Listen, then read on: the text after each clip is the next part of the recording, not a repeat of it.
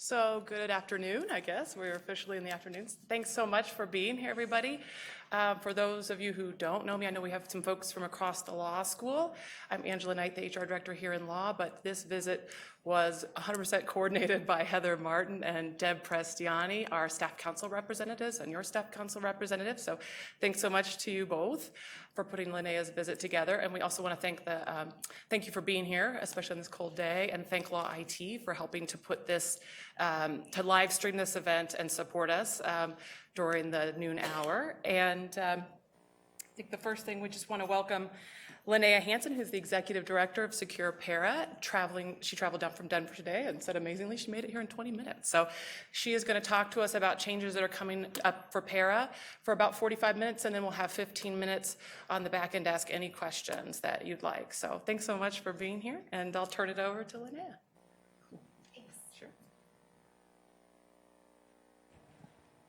All right, I did not wear the best sweater today for the mic, so if it starts drooping and you can't hear me, please somebody just raise your hand and holler at me. It was nice and warm. Thank you for having me to Boulder. My name's Linnea Hanson. I'm originally from southeastern Colorado, from down on a cattle farm, down by La Junta, Colorado. And then I actually came here to CU Boulder for school. So I've had sort of a lot of experiences, but part of the reason I was really drawn to doing work around Para is my mother is a teacher, my father is a school board member, and my stepmother is a principal. So all of them and their futures rely on Para remaining secure.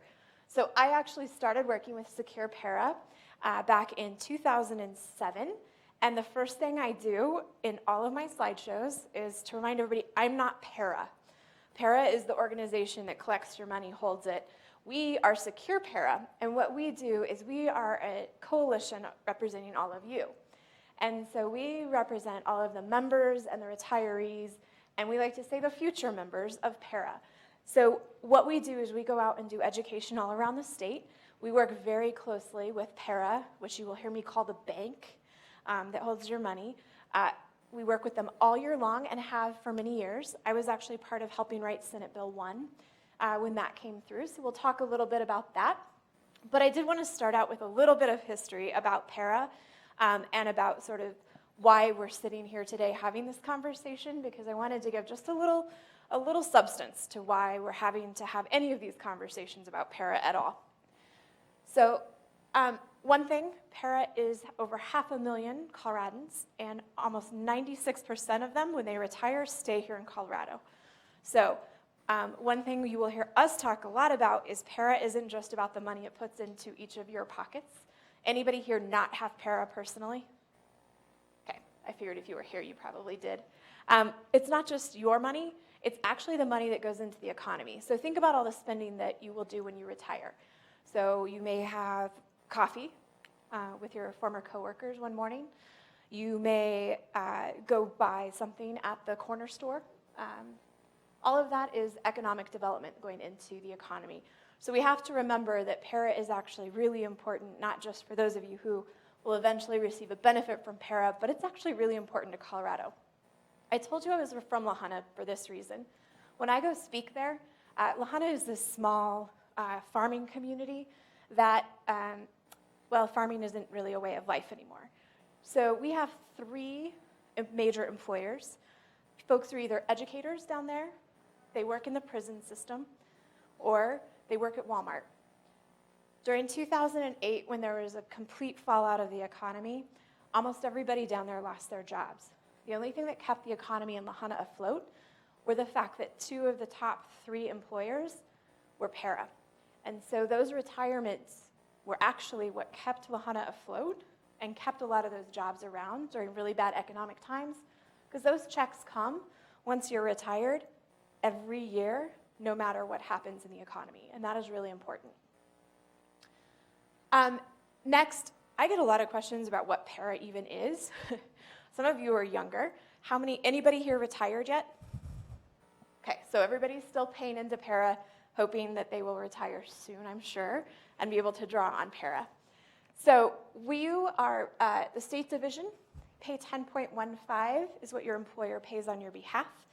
You pay in 8%, There's something called an AED and an SAED. Both of those are technically paid by your employer, but one of them is paid on your behalf. Each of those is at 5%, and that is to pay the unfunded liability. So lots of times you're going to hear a number around 21% that your employer is paying for you for para. That includes the 10.15. See if I can remember how to use my little thing. 10.15, as well as the 5% SAED and the 5% AED. Does that make sense to everybody? Okay. Those are just the other divisions. Para actually has many different divisions that folks can be a part of. So you give money, where does it go? This is actually not something a lot of people fully understand. So your employee money goes into an account in your name. You can actually pull that 8% you put in plus interest out at any point in time. So I told you I was here at CU. I actually did have a para account. It accumulated approximately $300 as I was being a student employee. And my senior year, I really needed a book, and I had no money, and guess what I did? I closed my para account, pulled all the money out, and bought my book. Really bad idea, but I didn't know any better at the time, so please don't do that. Don't close out on your para account. But if you do want to, that 8% is always yours no matter how long you've been in the system, and you get interest on it. The employer money, actually only about 3% of what the employer pays is actually going in to pay for what your benefit will be in the long run. This is called the normal cost, or what it actually costs to pay for your pension. The rest of what the employer is paying, that 10.15 minus 3%, is actually going to pay unfunded liability. So what unfunded liability is debt. We're going to talk about how we got so much debt on the books. But so a lot of what the employer is actually paying is going towards that debt and not towards your actual benefit. The AED and the SAED are 100% going towards that debt. So you're going to hear us talk about the normal cost a fair amount, because what we want to make sure is that that 8% you're paying never increases over the amount of what your benefit actually is, so that you're not actually paying for more than you'll receive at the end of the day. Okay? Common misperception that para doesn't do very well in the market. Para does excellent in the market, and I should have brought my 401k to show you just how well they do. I only just started opening my 401k after 2008, just in the last year, because it got hit so hard. This is what para looks like. Over 30 years, 8.5% is their expected rate of return, or their actual rate of return, sorry. That's pretty crazy, isn't it, to think that they're getting that much money? So when you invest your money into para, that's the return they're getting, and that is actually what's paying for your pension so that you can have it. About 60% of the dollars that pay for the pension actually come from investment dollars. So what does a career in para look like? It depends on when you started. So hopefully that font is big enough that everybody can see it so you can find your tier. But currently, anyone at the age of 65 can retire. Am I blocking you guys? Sorry. Anyone at the age of 65 can retire. And then depending on what time you vested, invested means you have 5 years in the system. So when you reach your 5-year anniversary, tells you what rule you are. The rule of means how old I am plus the number of years I work have to equal this number. So if I vested before 2011, I'm rule of 80. That means I have to add up my age plus my number of years to work, and they have to equal 80 for me to retire. Or I get to 65, whichever is first. If you get to a full career in para, on average, you will get 72% of your salary for life. And the way that they figure salary is actually, currently it's the highest average salary of 3 years. So it's the 3 years you make the most money, and then that is averaged out, and you get 72% of that for the rest of your life. Not a bad deal. The way your benefit is calculated is it's 2.5 times that highest average salary we just talked about, which is 3 years, times the years of service. So if you ever want to try to figure out what your benefit's about to be, but that's to a full retirement. So if you retire early, it just gets reduced. So it's a great benefit, But actually, how many of you saw, and I believe it was, it might have been the Coloradan instead of the Boulder Daily Camera. One of the two of them this morning had a story. Actually, it was Coloradan this morning. Boulder Daily Camera was a couple days ago, where it talked about Para being a golden retirement plan. Everybody talks about how good it is. The problem is that as a public employee, you have taken a salary less than you could have made in the private sector. So when we talk about that 72%, it's 72% of a lower salary. And it's part of you took that lower salary knowing that then you would have this retirement benefit later in life. Average benefit, $3,161 a month. There's no one getting rich off of Para. How many of you think you could live off of $3,000 a month without something else? It's part of why we tell you to also be saving in other ways. Especially up here in Boulder, I bet you'd have a hard time on $3,000 a month. Stock market crash of 2008. It actually took out right at about 26% of Para. So while the stock market crashed, Para also had investments in the stock market. 26% of their stock portfolio went away. That's a big, big hit. They actually did better than most pension plans, and they call benchmarking. They sort of have other plans that they benchmark themselves against, and they did better than those plans, but it still was a huge hit. So right after that happened, a group of us all got together, and we knew that we were going to have to do something because Para was actually on a trajectory that they would have ran out of money. So we created Senate Bill 1. It was ran in the year 2010. So we took, when something happens in 2008, you actually don't feel it until 2009, which meant that the legislature didn't run a bill till 2010. So things move slowly. It's not a fast system. In that bill, employers started paying 2% more, employees started paying 2% more, and the retiree COLA was dropped to 2%. A COLA is your cost of living adjustment. That's how much your benefit goes up every year to try to keep up with inflation. That is what happened in Senate Bill 1. Remember that AED and that SAED that I said your employer pays for you, but it goes completely to paying the unfunded liability?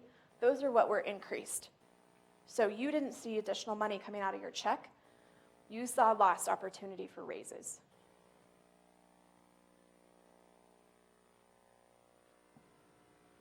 One of the bills in the state legislature in 2014 said, hey, Para, you're really good at creating this CAFR, the Comprehensive Annual Financial Review. It's about this thick.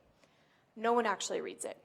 So we need to come up with a way that we can communicate to the public what is going on with Para and how well you're doing. So the state legislature hired an outside actuarial firm to come up with what they call the stoplight. This is our rendering of what they do because we tried to make it even simpler for folks. But what you'll see is before Senate Bill 1, Para was in the red. Red means they're going to run out of money eventually.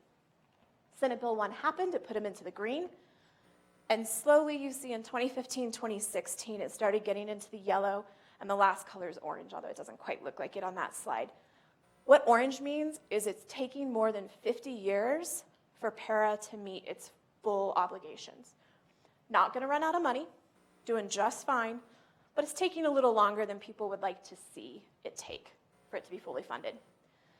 This yellow and orange is what started us looking again, along with Para and the legislature, at what was going on and how are we gonna be able to make some changes that would put it back on a path towards green. That purple line is what the school division looked like right after Senate Bill 1. Today it looks like, and then pre-Senate Bill 1, was the green line. See how it's running out of money? Post-Senate Bill 1 is the purple line, where it flipped that and made it to where it was going to become 100% funded. There were some assumptions. Remember that chart we just saw about the rate of return and how it was actually 8.5% over 30 years? Senate Bill 1 was built on the assumption that Para would get 8% a year. There's been a lot of talk. There was a front page Denver Post article all about how that was a bad assumption, except for I had to challenge its author that it was not a bad assumption. This is what Para has made each year since, and it averages out to 8.43%. So Para is actually above where they thought they would be in Senate Bill 1. Well, if that assumption's okay, what were the bad assumptions? And there were a couple. Wages were projected to increase more than they did. I'm sure you guys felt that, right? Everybody thought they'd get a bigger bump in their paycheck, and they ended up not getting that. As well as the workforce was projected to grow, and it didn't. So we were projected to see more teachers and more state employees, and that didn't happen in the same level that Senate Bill 1 originally thought it would. And people weren't expected to live as long.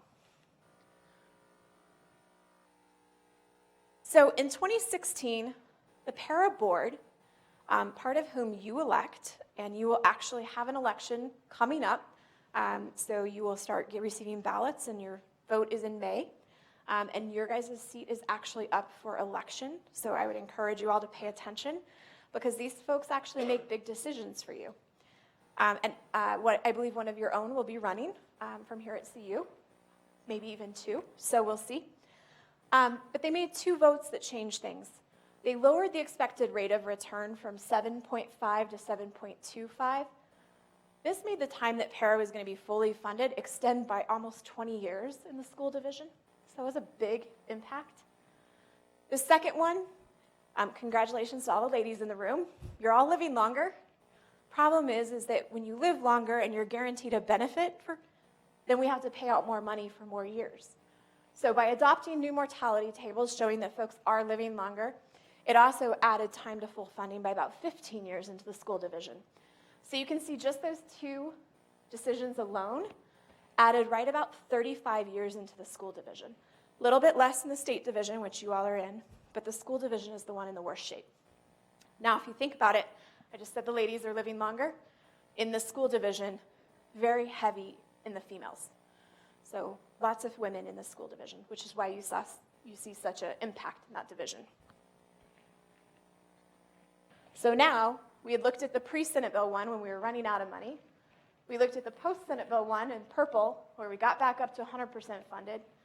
With those changes that were made by Para, you actually see the gray, which is current. Para is not going to run out of money where they are right now, but nobody wants to see it get this low. This is dropping down to just below 20%, which says if anything were to happen in the market, if they were only to get like a 4% rate of return, Para would show that they're running out of money. We don't want that, and that is part of why we've all come together to start having a conversation about changes that could potentially happen again to Para. So here's the ultimate outcome. So state division was at 42 years. Those changes of the mortality table and the rate of return happened. Now sitting at 58 years until fully funded. The place people feel the most comfortable is at about 30 years fully funded. There's all of the divisions just so you can see them. So your state, you're the black, running under the purple line, but then have a faster tip up at the end.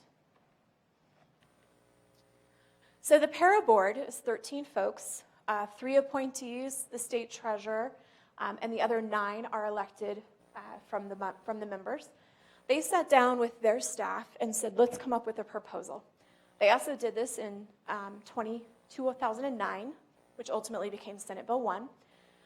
Their proposal will not be exactly what gets adopted, but it is looking at what they think best practices would be. So when Senate Bill 1 was done, the recommendations they made were not 100% adopted. We actually came in and made some suggestions for some changes. The legislature bought a few of those.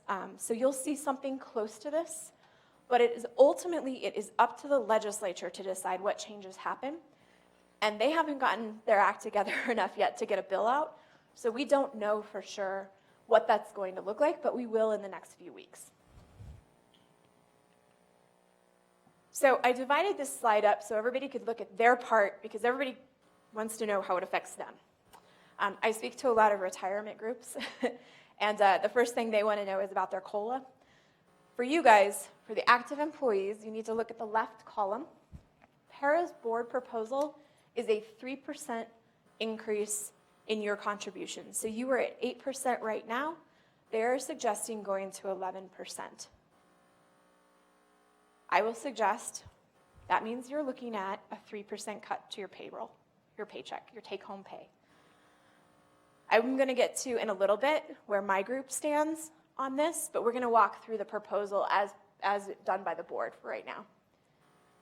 New employees will actually only have a 2%, and that is because remember that normal cost we talked about? 3% is what you can take so that you're paying 100% for your retirement. New employees, because one of the pieces is to increase the retirement age, they can only go up 2%, because if they went to 3, they would be paying more than they would expect to get out of their retirement. Salary definition from net to gross. When you get your check, there are some things that are pre-tax. They're called 125 plans. Is healthcare here pre-tax? Yeah. So your healthcare comes out. Some of you may have taken out things like daycare, other plans like that. Right now, you do not pay para the 8% on those. This change would then require you to pay the 8% on those. The reason why is because when you get close to retirement, first of all, for any of you who think you're within 5 years of retirement, please go make an appointment with para and make sure everything in your account is up to date, because one of the things they will tell you is to stop taking some of those things pre-tax because it increases your salary. So if their salary is after those pre-tax amounts and you take them out, now your salary just grew.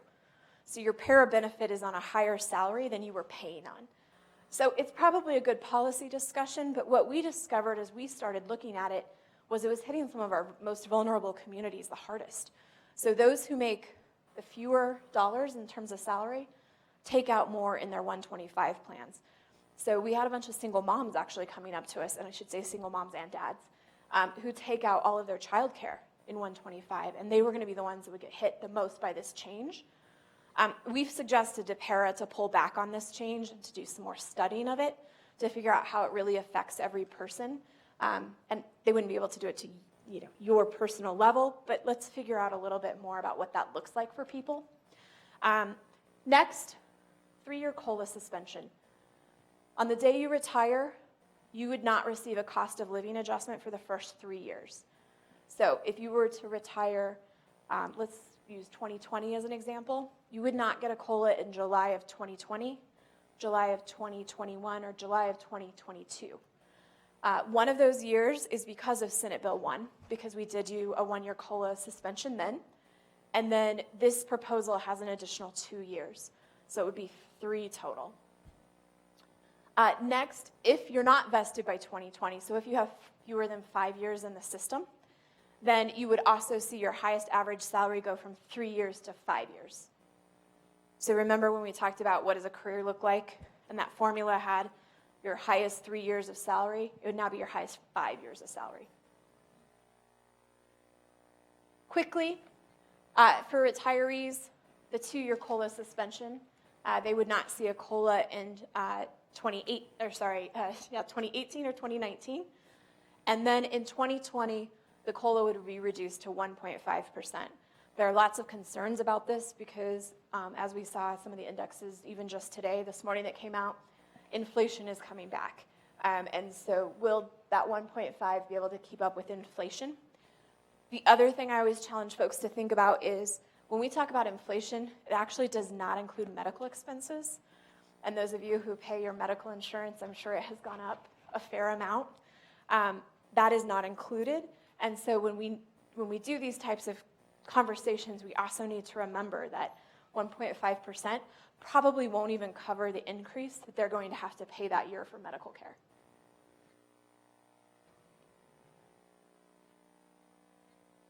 The other additional piece for new employees is increasing how long it is until they are eligible for retirement. So currently, you'll remember I said you were at 65 years and you would be able to retire. At 60, they're moving it to 65. So teachers are actually eligible at 58. So it would be moving them 7 years. Employers would also be contributing an additional 2%. So remember, it's 10.15 for the state division. That would go up to 12.15.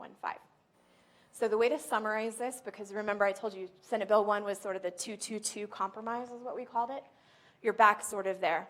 So you've got a 2% or 3% for employees, 2% for employers, and then a 1.5 COLA. Does that make sense to everybody? Additionally, they're looking at how FTEs are calculated. And this gets interesting for some of you who may be adjuncts here. We've also asked para to pull this from their considerations right now and to really think about what this looks like. I've not had the same conversation in detail with CU, but the community colleges came forward and said, we don't keep track of whether our professors are full or part-time, and we don't want to. And you're looking at $1 million just to keep track of that. Forget it.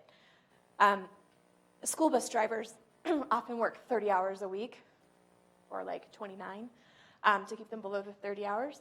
And now, does that mean that they don't get a full year of para?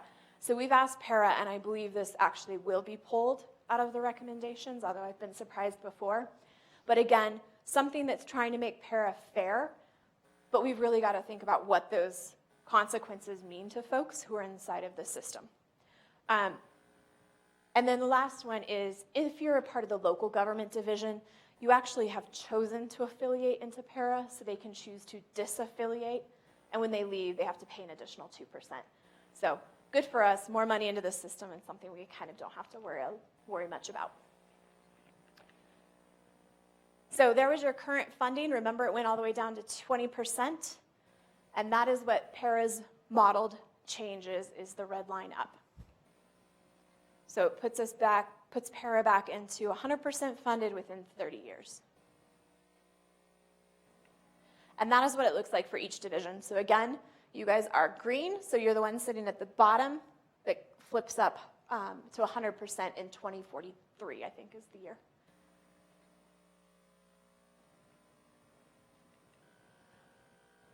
Lastly, something we're calling the self-adjusting model. When para is funded every year, the legislature tells an employer how much to pay, 10.15%. Then the fiscal year ends, and you figure out that that 10.15% actually wasn't enough. In some states, they're called ARC states, A-R-C. It's your actuarially required contribution. That state fluctuates, and the employer pays what is due each year. Colorado does not work that way. So what has happened is, over the years, since 2001, $4.5 billion has gone unpaid by employers that should have been paid into the system. So I've promised you a pension at this level, but then the legislature hasn't asked the employers to pay enough money to actually fund that. That is the largest reason for the unfunded liability. Everybody not paying enough in. It's part of why you're seeing some of the changes they're recommending are additional contributions in to make sure that that gets fully paid for. So what they've done is created this auto adjust. Instead of saying each year, the employer is just going to be all over the board. It could be 5% this year and 20% the next year and back down to 2%. Nobody can budget like that, right? That's really tough. So instead, what they said is, if we fall short of the 30-year 100% funding line, then there would be what I'm now calling a click. So think of it as a big dial. It would increase contributions by 0.5%. So employers and employees would pay an additional 0.5%, and the COLA would decrease 0.25%. So let me say that just one more time, because it's actually really tough. So if, let's say there was a negative 3% return in the market, and para is now not receiving enough money, there would be a click. Employers and employees would pay an additional 0.5%, and the COLA would decrease 0.25%. Monetarily, that's equal, so it's a third, a third, a third paying for that change. The way it is then that way it is trying to keep para being fully funded all the time so we don't fall behind like we have in the past. There are some folks who like this model. We were very intrigued when it first came out because we would like to see para fully funded every year. And then there became the realities of what does that look like? That means we probably just took a hit in the economy, which means there's probably less funding coming out of the state, which makes it harder for employers and employees to be paying additional money. So this is still being refined and looked at, but it is a very intriguing proposition to us to see that it sort of has an auto track, right? If you get too far off, it bumps it back up, instead of having to come in with like a Senate Bill 1 or a bill this year to make these major changes. Trying to do them in smaller increments that happen automatically instead of waiting for that long process that was like 3 years last time to get caught up with what happened.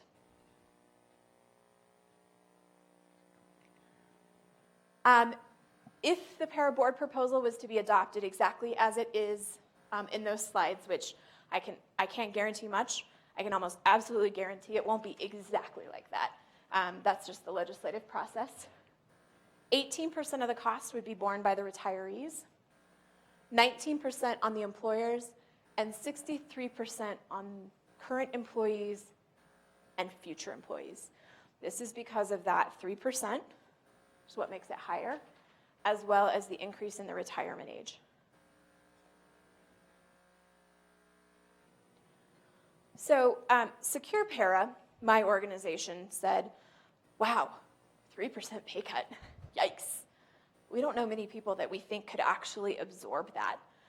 And so we started playing and trying to come up with some principles and some ideas of our own about how could we potentially look at this problem in a different way.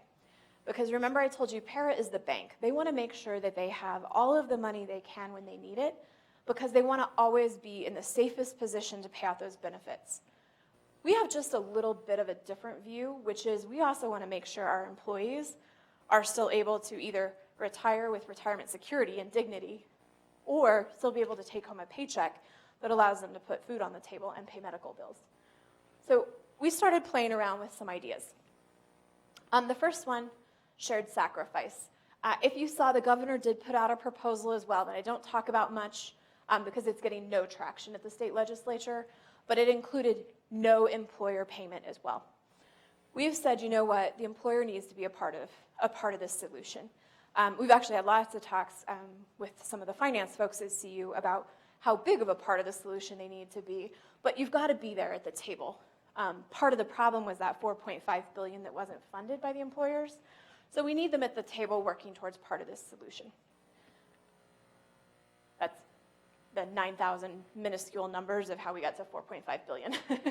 And I will be able to share these slides so that if any of you want to reach out, you can be able to see them.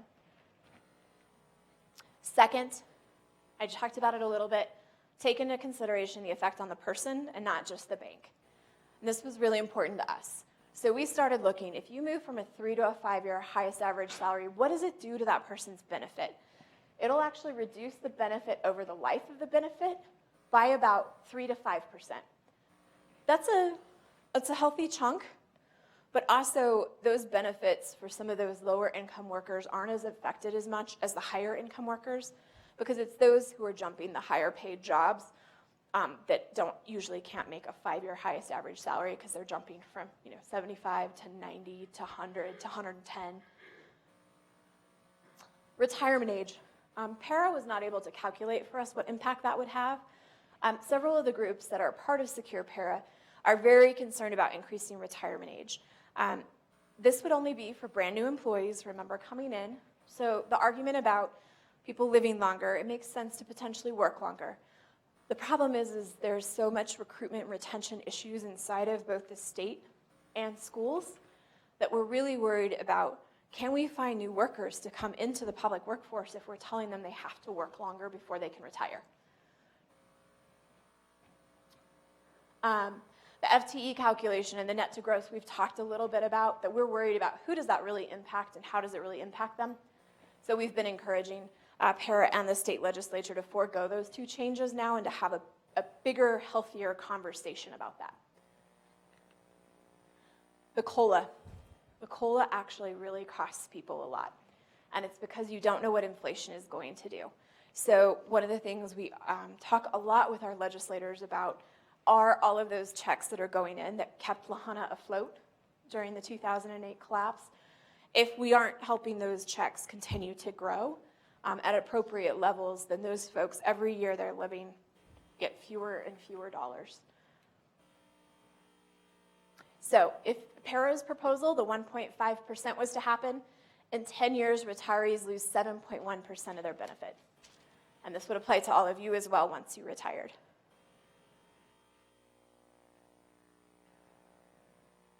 Where does COLA stack up against inflation? I get this question a lot, so I put this slide in because one of the arguments about a 2-year COLA suspension is inflation has been 0, or in this case, 0.3 in 2016 for the last 2 years. So para-retirees are actually ahead of the game right now because of those 2 0 years, and they still got 2%. So the idea is if you go to a 0 for 2 years, it resets that balance. So we started looking at the average since 30 years, since 1987. You can see inflation is 2.59, para-COLA is 3. I was presenting one time, and somebody said, yeah, but Lene, those 70s, what happens if we get back into the 70s? And I unfortunately had to look at them and go, what happened in the 70s? I wasn't alive. So I went back and researched it. And so we put the inflation numbers in for the 70s as well when they saw crazy high inflation rates, and went ahead and looked at what that impact had on the para-COLA as well. Third principle we've talked a little bit about, but para's impact into the economy. We cannot forget this. There's something called pension envy, and it happens a lot. I work with reporters a fair amount talking about para, and many of the reporters actually used to have pensions, and they lost them as part of the collapse of the newspaper industry. So try talking to a reporter very much about a pension, and you can quickly see the pension envy come. I am getting ready to do a presentation actually in 2 days up in Vancouver, because up in Canada they have really well-funded pensions, and they want to know how we're doing all of this outreach and what we talk about. And I actually developed this photo that I haven't put into this slideshow yet, but it shows, rising tides lift all boats. So we've actually been working a lot on retirement security for all, because pension envy is unfortunate. The real problem is we need to help everybody be saving for retirement. We shouldn't be trying to pull down those folks who did public service and have saved for retirement. So we talk a lot about what it does to the entire economy to try to offset some of that conversation. So here is where you see down in the southeast corner of the state, which is where I was talking about, 15 to 25% of the payroll is actually coming out of para. That's a crazy high amount. You see less in the metro area, which would make sense because there's so much more income and wealth in this area. $6.1 billion of economic output is created by para's retiree checks. That's a lot of money coming into Colorado's economy. Don't make more change than necessary. You've heard me say this a couple of times. When we look at it, we want to make sure that we're making only the change we need to and not kind of overstepping too far. So we came up with an alternative to start running some numbers and saying, hey, what could another idea look like? It's called the 1.75 minimalist approach. And basically what we said is, let's just do 1% from employers, 1% from employees, and only move the COLA to 1.75. That does not get us to 100% funded in 30 years. But if we started it 2 years earlier, PARAS was only going to start in 2020. So what if we started at July 1st, 2018? Certainly does a little bit better. Still not 30-year 100% funded, which is what the legislature would like it to be. But remember that auto-adjust part where we talked about clicks? What about if we let that come in and start clicking in 2020? So instead of saying in 2020, we need 3% of your paycheck, what if we said we want 1% in 2018 and 2019? And in 2020, if the economy hasn't rebounded enough, and it was funny because when I did this in December, it was a whole different presentation than over the last week because the market has tanked out. But you never know what's going to happen. And so if we can use that dial to click it in, it would become graduated increases over the years instead of one big hit at once. And so we've been talking with the legislature about how can we incrementally increase this instead of saying 3% today, 2% on the employer today, and instead do it in a more modulated approach. Again, like I said, the only thing I can guarantee you is this is not what it will look like when it comes out of the legislature. I think it will be somewhere between the PARA board proposal and this. But even the PARA board was concerned about having that hit come in all at once and wanted their staff to start trying to work on some ways that it could come in incrementally.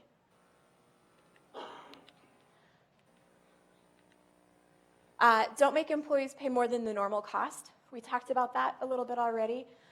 We wanted to make sure that your money that you're putting in is going towards your retirement and not going to pay off the unfunded liability of somebody else's retirement. Last, but very not least, we really want to maintain the defined benefit program. So defined benefit program is the pension. That means that you get a benefit for life. This is so important, not only to you, but also to that part we just made about the argument for Colorado's economy. There are many folks out there that want to see us switch to a defined contribution plan, which would be a 401k style plan. That means that you have no guarantee of what your retirement would look like. And if a 2008 happened, you will lose probably about 40%. That's what mine was, 40% of your 401k. So we want to make sure that we keep a viable defined benefit plan. Viable also means we can't let para get down to 20% funded. That's not viable, because if anything happens, then it starts running out of money. And the very last piece, outside the box solutions. I'm not one that likes to feel like all we can do is move these 6 dials. I'm like, what else is there? So we just started playing around a little bit. When you retire, you do not pay taxes in Colorado on your para income up to $20,000 to $24,000. Sorry, I started on the right instead of the left. So what if we increase that a little bit so that folks weren't paying Colorado taxes on their income? It would mean less money into Colorado. We already have a Tabor cap problem, so less revenue is usually a good thing. And it would help offset a little bit of not seeing the COLA. Maybe, who knows? Might make sense, it might not. The other one is we always, every year, look at what kind of tax cuts are businesses getting in Colorado? And could we reallocate some of that money to fund its people instead of its businesses?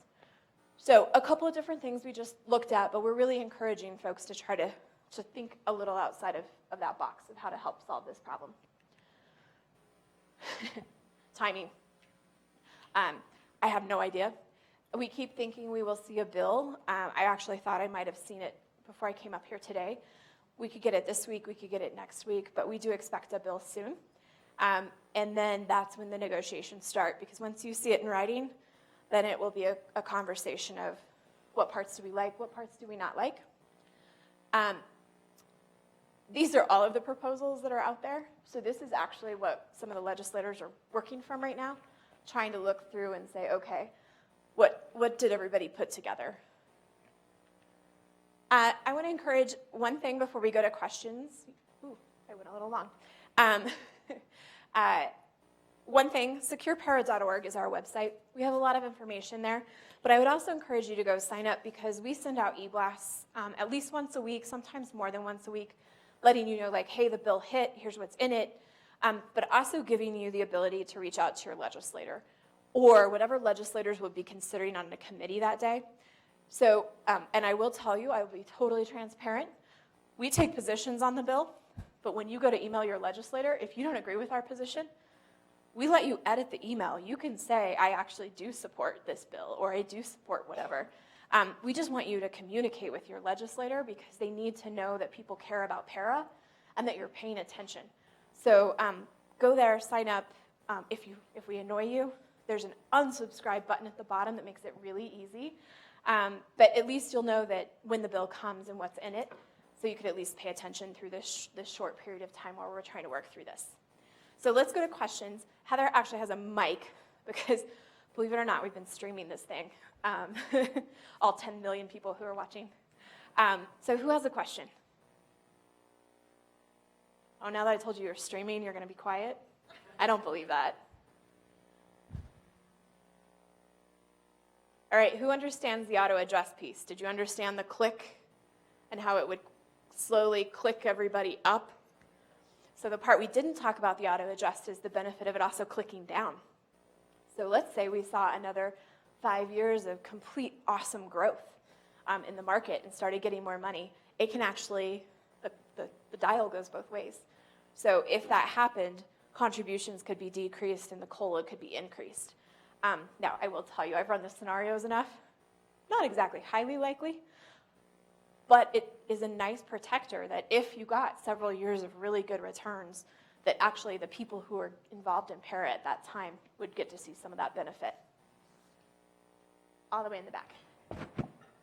I just wondered, with the exception of Walker Stapleton, do you find that the legislature representatives are fairly para-friendly, or is it easy to work with them, or? Yeah, it is very much a mixture. So what I will say is right now there's a lot of consternation about this defined benefit versus defined contribution style of a plan. There are definitely some Republican senators who feel like the risk should be put on all of you. The state shouldn't be taking on the risk of being the one that when the market goes up and down, they're the ones that pay the extra dollars. But there are so many others, and Republicans included. It's very easy to think this is a partisan issue. It is not. We have some senators down in southern Colorado that show up at every one of our meetings and are some of our biggest advocates in the West Slope. We had a representative who was not very friendly with us on this issue, and 5 of his constituents went and sat down with him, and he has been phenomenal since then because he saw that map of how much para affects his area. So what I would say is they're very concerned about that huge unfunded liability. $32 billion is a lot of money on the books to be sitting there as debt, but they're also concerned about making sure that their employees are in a good place. And balancing between those two is a really rough thing. And for them to find that pathway, each of them has a bit of a different pathway. We are doing a lobby day on the 28th. You're all invited if you'd like to come down. And what you will see is most of them are really listening and trying to figure that out, but also realizing what all of that debt on the books means. So for Colorado, the S&P actually gave them a warning a few months ago that if they didn't do something about para's unfunded liability, that they would actually downgrade the bonds. So, for instance, when we built this beautiful building on CU, it was a bond. And so it would have cost more to build it if you had a lower bond rating because you wouldn't get as good of interest rates. So they have to balance quite a bit. But I would say they're very concerned about it. And I would actually say they're highly, highly concerned about it. I think we had one all the way in the back too. Sorry, I just saw an arm over here. Hi. So I probably last year attended one of the meetings at the legislature in Para, and it was really quite a trip. And one of the things they brought up regarding teachers, and I think it was in one specific school district, but if it's happening in one, it may be happening in another. It tied in with another Colorado revised statute on open records. And so the people who were pushing for it to go to like a market, not a union kind of thing, what did you say? The difference between defined benefit and 401k type. Okay, so apparently there are people who are scamming the system, right? And they spoke specifically in the teacher system, but they couldn't figure out who specifically those people are because this side, the people in this room, were fighting for, quote, privacy, unquote, right? So they didn't want to release records for privacy concerns. So basically they were going against Colorado Open Records Act, stating that everybody was concerned about their privacy. So the people who wanted some sort of accountability couldn't get it because of privacy concerns. Were you there when they spoke about that, and can you talk about it? And I would ask everybody in this room to really think, I'm a supporter of defined benefit, but as I paid close attention to how government's actually working, not how everybody thinks it is when they're not paying full attention, I'm disgusted by it. So there needs to be accountability, and I don't want it to go to 401k market rate because we've seen what happens there, but I also want accountability out of my government officials, and there is none. And when you're advocating for your privacy rights because you don't want them to figure out who's scamming, that doesn't fly with me. So can you speak to that? I'm sure you know something about it. Yeah, I actually wonder if there's two issues that maybe got tied together on that. So let me try one of them first, and then let's see if I can hit the other one. Your state treasurer's name is Walker Stapleton. He is not a fan of para, but he sits on the para board. Under the Constitution, he has a seat there. He actually came to para and requested everybody's complete personal data, meaning your social security number, your 3 years of highest average salary, every other year.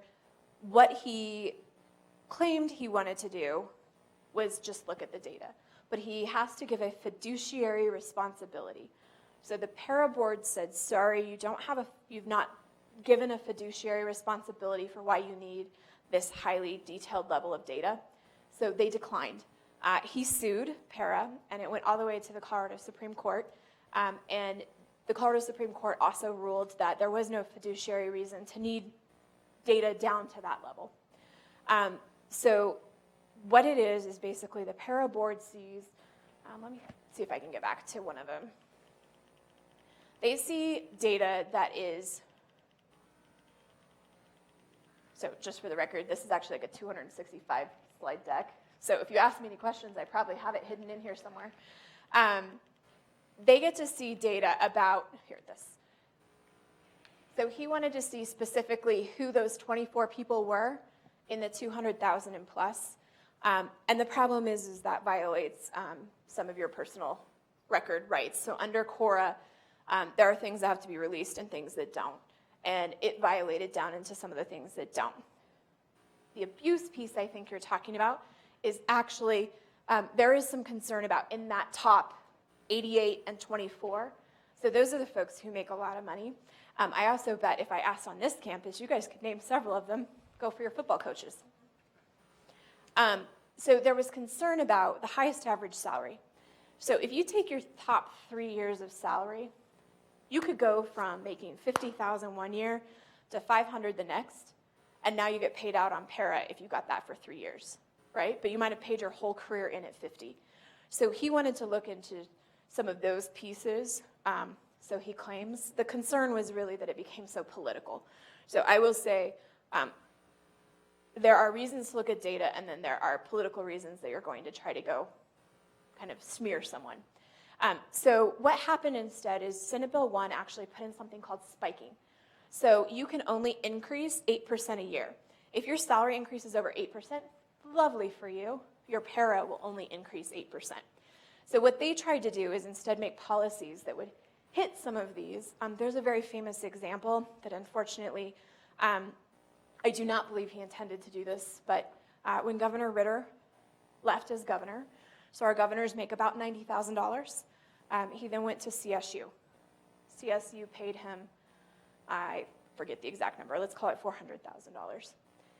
How many years did he go for? What is your highest average salary? It made for a nice looking scandal.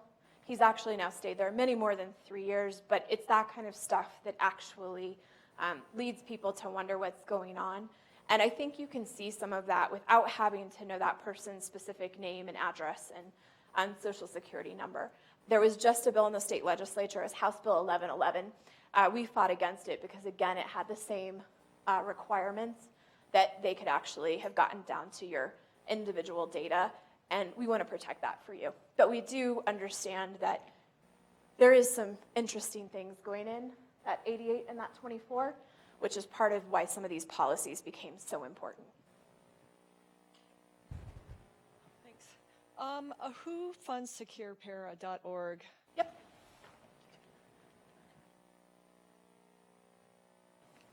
There you go.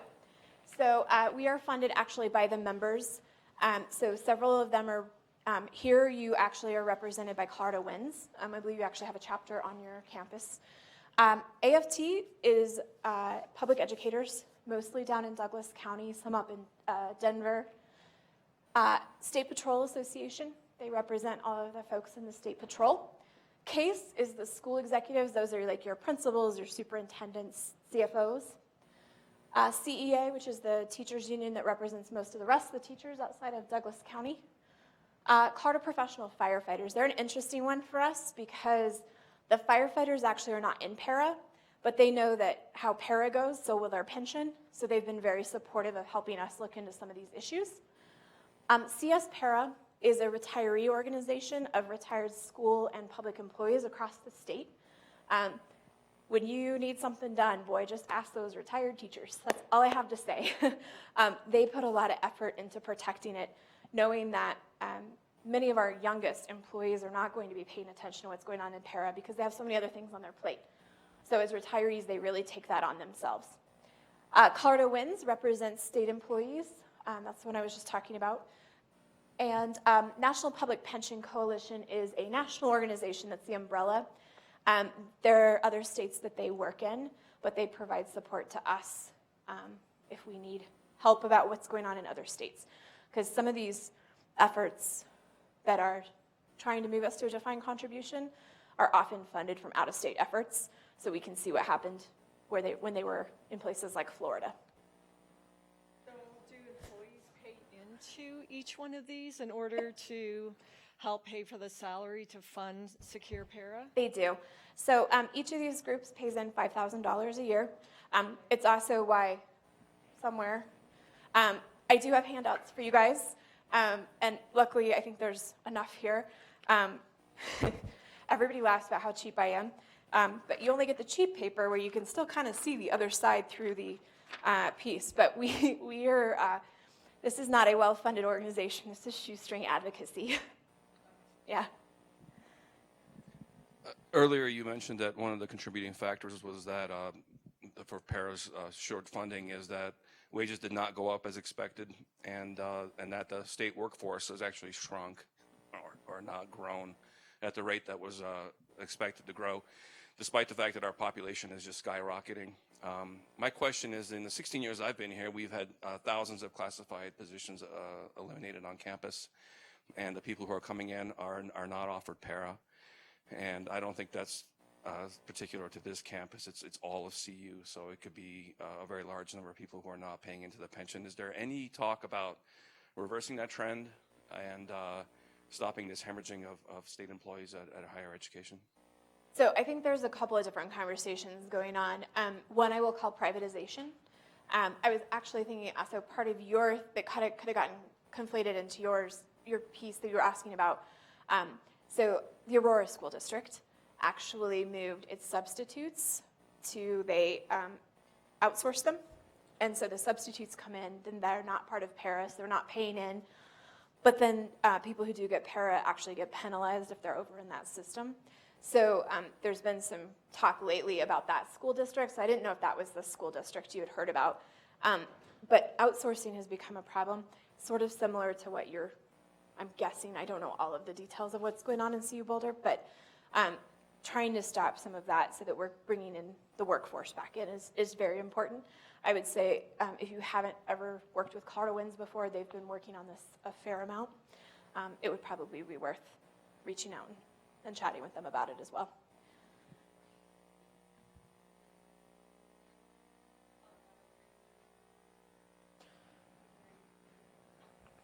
I don't know the answer. The question was, who is the Colorado Winds contact here? What I would do is go on Colorado Winds, and I believe it's coloradowinds.org. The person I do know is considering running for the para board, and so, is that you? Yeah, I'm actually on the Colorado Winds Executive Board. We've only talked on the phone. I thought that was your voice. I'm on the executive board now for a couple of years, and I have been collecting signatures. I think almost certainly I will be on the ballot to try and get on the para board of trustees because I'm concerned about where this is going. As far as the union's activities, Reagan, tell us your name. Dragon Magic, I'm sorry. Every year, our primary focus is keeping healthcare affordable, getting some kind of a pay increase because all that comes through the state legislature. And it's always defending para. Every year we face at least half a dozen bills trying to, I'm not going to mince words, try and jack up the pension in some way, change the way that the Board of Trustees is appointed from being elected positions to being politically appointed positions, which is very dangerous. Changing it to a 401k, I mean, it just never ends. And so this year, really, we are putting 100% of our energy into this fight. We talk about it constantly. We are talking to lawmakers. We are involved 100%. If you're classified staff, I would urge you to join and go to we have social media. I'm not a social media guy, but I know that's a lot of people communicate these days. It's a great way to receive updates, be part of a rapid response team that we'll send out an email if a bill is coming through so that you can call your legislator that night, leave a message on their phone. They do respond to pressure from constituents. So that's important to remember, is that all our fortunes are tied at the state legislature. And if we do not stand together on this, everything that, I got 16 years in, I'm sure some of you have that much or more. There's a lot at stake. So please involve yourselves as much as you possibly can. And so I think we're at time. I will still be here, so if you've got other questions, come up and we can chat more about them. The only thing I have is just pay attention, because this is your retirement, and help those who maybe aren't here today also know that they should pay attention. It's really hard when there's so much going on in your life to remember that this is something you need to pay attention to, but for the next 3 months, this should be at the top of the list, because you want to make sure that you're protecting your retirement security for later. So securepara.org is the website. I will stay around and whatever other questions folks have, but thank you all so much for coming out on this beautiful snowy day.